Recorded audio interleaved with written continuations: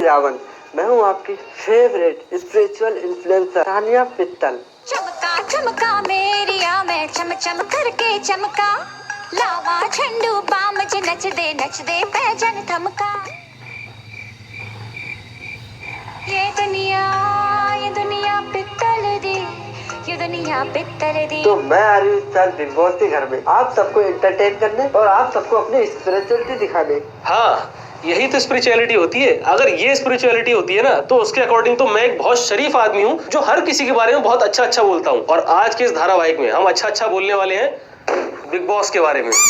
हाँ जी दोस्तों, क्या हाल है सबके। तो आज हम बिग बॉस के बारे में बिल्कुल भी बात नहीं करेंगे कि बिग बॉस ऐसा शो है, बिग बॉस वैसा शो है, क्योंकि ऑलरेडी सब जानते हैं कि आखिर बिग बॉस कैसा शो है। अरे कहना क्या चाहते हो? मतलब यार, शो तो पिछले 19 साल से वैसा का वैसा सेम टू सेम है, लेकिन शो में हर साल जो नया होता है वो होते हैं शो में आने वाले विचित्र प्राणी। क्योंकि हर साल बिग बॉस के घर में हमें नए नए नमूने देखने को मिलते हैं। तो चलो हम शुरुआत करते हैं इस साल के नमूना नंबर 1 से। नमस्ते, जय श्री राम। मैं हूँ तान्या मित्तल, आपकी फेवरेट स्पिरिचुअल इन्फ्लुएंसर। इंस्टाग्राम पर गेट रेडी विद मी वाली रील्स बनाकर आखिर कौन सी स्पिरिचुअलिटी आती है? अच्छा, मैं समझ गया। कुछ टाइम पहले इसने बताया था कि इसकी जो इंग्लिश है वो बहुत ज्यादा वीक है। एक ऐसी लड़की जिसको इंग्लिश में ठीक से बात करना भी नहीं आता था। अच्छा, शायद ये मेडिटेशन और ट्रांजिशन की स्पेलिंग में कंफ्यूज हो गई होगी। रील के ट्रांजिशन को ये मेडिटेशन समझ बैठी और बन गई स्पिरिचुअल इन्फ्लुएंसर। चलो यार, ये भी सही है, क्योंकि अगर कोई ऐसी मॉडर्न महिला स्पिरिचुअल लीडर बनेगी तो थोड़े बहुत ठरकी आदमी तो धार्मिक बन ही जाएंगे। समझाओ इसे। तो अब सारे काम छोड़ दो, क्योंकि आपको एक ही काम है, रोज मुझे देखो। नहीं, मैंने ट्राई तो किया था आपको रोज देखने का, लेकिन मैं आपको रोज रोज नहीं देख पाया, क्योंकि जितना आप फेंकती हो उतना लपेटना मेरे बस की बात तो नहीं है। क्योंकि बिग बॉस के घर में आते ही इन्होंने सिर्फ 2-4 दिनों में इतना फेंका कि साला लपेटते लपेटते मेरी चक्री फुल हो गई। नहीं, मुझे तो मैम बोलो, मेरे को तो सब बॉस ही बोलते हैं। मेरे तो नाम ले रहे हैं लोग, मुझे पसंद नहीं है। तो घर वाले भी बॉस बोलते हैं? हाँ, मेरा छोटा भाई भी बॉस बोलता भाई, इतनी नक्शेबाजी तो ग्वालियर की राजकुमारी में नहीं होंगी जितनी इस इंस्टाग्राम की स्पिरिचुअल इन्फ्लुएंसर के अंदर है। घर वाले बॉस बुलाते हैं। अच्छा,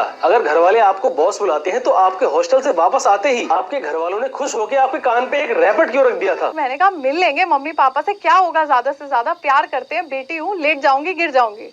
घर गई, एक शानदार थप्पड़ से स्वागत हुआ। घर जाते ही थप्पड़। वाह, बॉस को ग्रीट करने का क्या बढ़िया तरीका है। भाई, हमें यहीं पर साफ साफ पता चल गया कि आखिर ये औरत कितना ज्यादा फेंकती है। लेकिन ये तो बस शुरुआत है, आगे आगे आप देखते जाओ कि आखिर इसने कितना फेंका है। मैं 28 साल तक अपने होम टाउन से बाहर नहीं निकली थी। लेकिन एक सेकंड, 28 साल तक तू ग्वालियर में रही, लेकिन अभी थोड़ी देर पहले तो तूने ये बोला था कि तेरे माँ बाप ने तुझे हॉस्टल में पढ़ने के लिए भेज दिया था। अच्छा छोड़ो, हो सकता है जो हॉस्टल हो वो भी घर के आसपास ग्वालियर में ही कहीं हो। ठीक है, मैं समझ गया, ये 28 साल तक जो है ग्वालियर में ही रही है। इसे दिल्ली और मुंबई का कोई भी एक्सपोजर नहीं है। मतलब इसने 28 साल तक दिल्ली देखी ही नहीं थी। ग्वालियर से सुबह 6 बजे ट्रेन चलती है श्रीधाम। 6 बजे की ट्रेन में बैठती थी और ट्रेन में बैठकर उतरती थी दिल्ली, फिर सदर बाजार जाती थी, सामान खरीदती थी बेचने का। 5 बजे की फिर से जीटी लेती थी और जीटी लेकर 10 बजे ग्वालियर। यार, इसका इतना झूठ मैं बिल्कुल भी बर्दाश्त नहीं कर पा रहा हूँ, लेकिन क्या करूँ, वीडियो बनानी है तो ये सब बकवास इसकी सुननी पड़ रही है मुझे। यहाँ ये बोल रही है कि 28 साल तक ये अपने घर से यानी ग्वालियर से बाहर तक नहीं निकली, लेकिन फिर अपनी दुकान का सामान तो दिल्ली से क्या सपनों में लाया करती थी। कभी ये कहती है कि इसके घर वाले इसको बॉस बुलाते हैं, वहीं दूसरी तरफ ये बताती है कि इसके घर वाले इसके ऊपर रैपटे भी बरसाते हैं। कभी ये कहती है 28 साल तक ये अपने घर से बाहर तक नहीं निकली, लेकिन वहीं दूसरी तरफ ये दिल्ली से सामान भी लाती थी। कभी ये कहती है कि इसकी जो फैक्ट्री है वो 26,000 स्क्वायर फुट में है, लेकिन रियलिटी में देखने में ये पता चलता है कि जो फैक्ट्री है वो टोटल 2600 स्क्वायर फुट में भी नहीं है।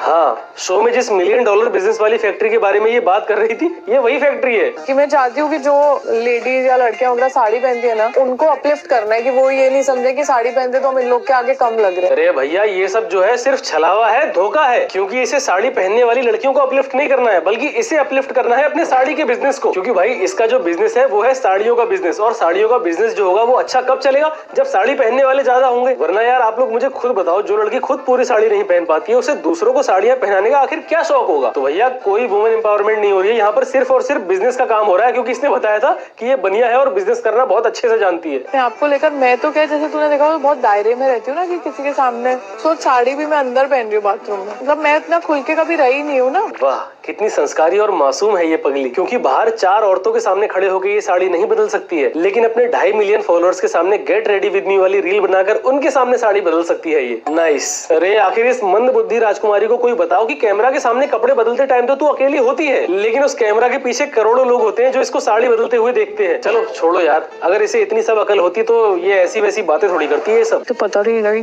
निकले अपनी तैयारी करना, हर चीज निकालो आज एहसास हुआ है कि इतनी चीजें चाहिए होती है नहाने के लिए। अरे मैं समझ गया कि आप बहुत ज्यादा अमीर हो, इसलिए आप मुझे ये बताओ आपने मुंबई आने का कष्ट क्यों किया? इससे बढ़िया तो आप बस थोड़े से 4-5 हजार करोड़ रुपए बिग बॉस के मेकर्स के मुंह पे फेंक के मारती और उनको बोलती अगर तुम लोग मुझे बिग बॉस में लेना चाहते हो तो यहाँ मेरे छोटे शहर ग्वालियर में आके बिग बॉस का सेट बनाओ, तब मैं आऊंगी। भाई सच बताओ, इसकी हरकतें देखकर तो ऐसा लग रहा है कि इसने पहली बार इतना सब कुछ देखा है, ये शावर, इतना बड़ा बाथरूम। क्योंकि जब अपने घर के बाहर लगे सरकारी नल पे बैठ के 1 रुपए वाले शैम्पू से नहाने वाला इंसान सब कुछ इतना बड़ा देखता है तो उसको एडजस्ट करने में थोड़ा टाइम तो लगता है। गजब बेइज्जती है भाई जब मुझे पाद आता है ना तो मैं 4 लाख किलोमीटर दूर अपना खुद का रॉकेट बुक करके चांद पे जाके पाद के आती हूँ, ताकि मेरे पाद की गर्मी से धरती पे ग्लोबल वार्मिंग ना बढ़े। क्योंकि मैं नेचर का बहुत ज्यादा ध्यान रखती हूँ, इसलिए सब लोग मिलके बोलो जय श्री रावण। क्या भाई यहाँ बिग बॉस के घर में धोने भी खुद पड़ती है क्या?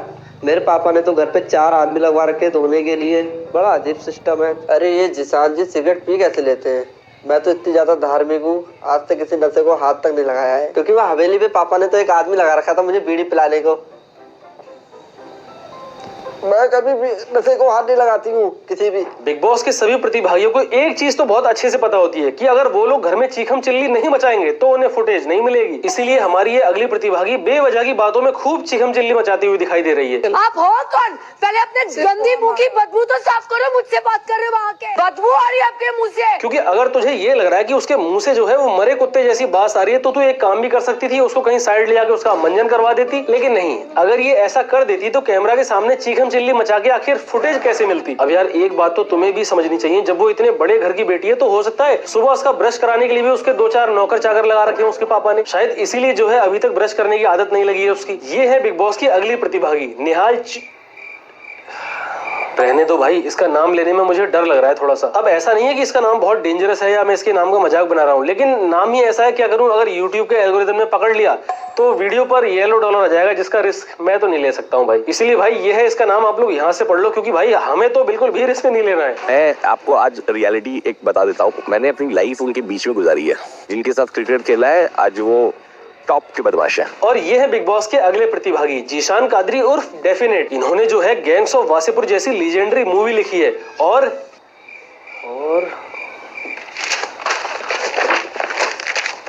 अबे इसमें तो आगे कुछ है ही नहीं। इनने और कुछ नहीं उखाड़ा है कि अपनी लाइफ में नहीं। जब कोई इनसे इनका हालचाल पूछता है कि और जीशान भाई आजकल क्या कर रहे हो, तो इनका जवाब होता है भाई आजकल का तो नहीं पता, लेकिन तूने गैंग्स ऑफ वासेपुर देखी है?